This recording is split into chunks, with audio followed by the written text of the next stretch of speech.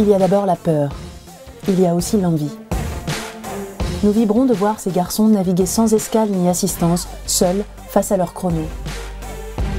Pourquoi nous, terriens, sommes-nous à ce point fascinés par les prouesses des marins? Ce sont des héros pour un temps qui manque de héros.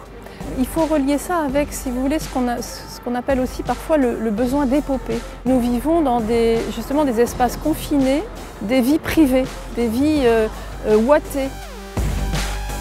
Voilà, notre existence est confortable, douillette, sauf que...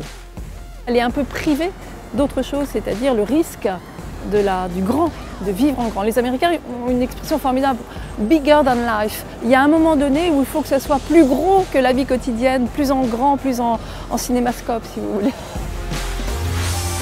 Oui, notre goût pour l'aventure est là. Parfois bien caché au fond de nous, mais bel et bien là. Qu'est-ce que c'est l'aventure? C'est la surprise de la vie, c'est ce qui advient mais qu'on ne connaît pas encore. Donc ça, malgré les prévisions, malgré le contrôle technologique sur les vies, eh bien ça reste très fort dans l'être humain. Si Jack Kerouac nous entendait, parions qu'il conclurait de ces 5 mots. La route, c'est la vie.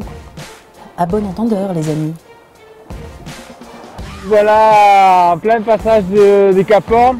On voit les baies de la Terre de Feu qui se profilent. Donc de voir ça au près, c'est quand même le Cap Mythique, c'est vraiment le dernier virage. Vraiment c'est une belle émotion. On est bien content d'être là, ça y est, terminé le sud, à nous le chaud, route nord maintenant, donc en route vers la Bretagne. 2, 1.